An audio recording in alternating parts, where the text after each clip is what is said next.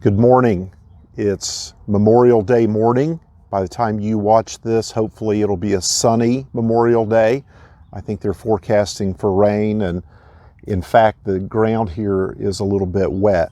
We're doing today's devotion on location back in my hometown, Marion, Indiana. We're at the National Cemetery. In fact, this is my dad's headstone. My dad was buried here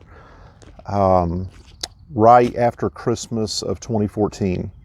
And so this is kind of a special place. I'm going to ask Andrea if she'll just turn the camera and give you a view of, this is kind of Indiana's version of Arlington. It's a beautiful, beautiful place. There are graves here that go back to the Civil War era, and they add graves virtually every day. Men and women that have served our nation and have gone on into eternity are buried here. It's a neat place. I have to admit that there's kind of a combination of emotions that come over me when I come here. My family's not really the kind of family that visits graves all the time, and so I don't come here a lot, maybe a few times a year. And you guys know that my dad has always been, just such a strong character in my life, and has just made such an impact and such a devoted man. But anyway, today's devotion, before I get a frog in my throat that I can't recover from, today's devotion is from John chapter 15. Hopefully you have one of those Our Daily Bread devotion books. If not, you can pick one up at the church, or you can view it online, either one. John 15, it's the chapter where Jesus is the vine and we are the branches, and he teaches through that section where he says, "Abide in me." And then just after that, beginning at verse 9, here's what the word says. It's Jesus speaking. It says, "Just as the Father has loved me, I have also loved you. Abide in my love.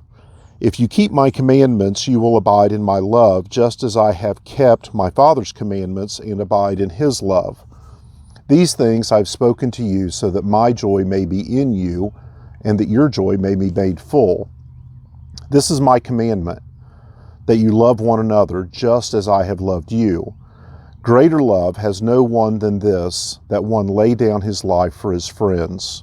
You are my friends if you do what I command you. No longer do I call you slaves, for the slave does not know what his master is doing. But I have called you friends, for all things that I have heard from my Father I have made known to you. You did not choose me, but I chose you and appointed you that you would go and bear fruit, and that your fruit would remain, so that whatever you ask of the Father in my name, he may give you.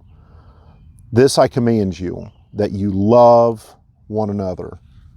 It really is an amazing passage. Just to kind of give you a little bit of context, Jesus is, this is during that time of the Last Supper. Judas, Jesus' betrayer, has already departed.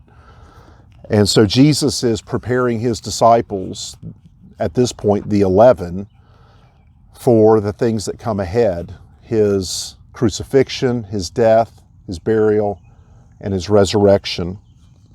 So in the devotion, it says, "On Memorial Day, I think of many military veterans, but especially my dad and uncles who served in the military during World War II.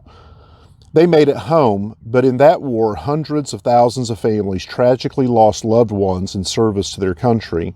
Yet when asked, my dad and most soldiers from that era would say they were willing to give up their lives to protect their loved ones and stand for what they believed to be right.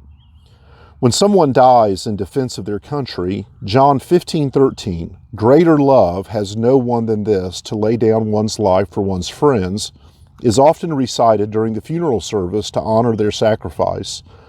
But what were the circumstances behind this verse? When Jesus spoke those words to his disciples during the Last Supper, he was about to die. And in fact, one of his small group of disciples, Judas, had already left to betray him. Yet Christ knew all of this and still chose to sacrifice his life for his friends and for his enemies. Jesus was willing and ready to die for those who one day believe in him, even for those who were still his enemies. In return, he asked his disciples then and now to love each other as he has loved them. His great love compels us to sacrificially love others, friend and foe alike. What a beautiful picture of the love of God in the face of Christ. This is one of those times in the New Testament I wish I could have been present when Jesus said, love one another.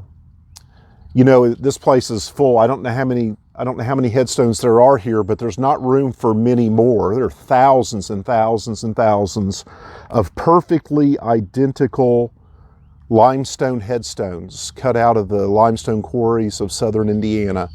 And they're all the same dimensions, they're all the same height and width and thickness, and the engraving is all of the same font, but each one bears a different name. And I think of all the men and women who have so sacrificially served our nation, and it's such an amazing and beautiful gesture. I love Memorial Day because it really is such a high call to patriotism. We love our country, even with the problems that it has right now. We love our country. But you know, there's no chance that America would have ever been the nation that it is if it were not for the love of God in the face of Christ.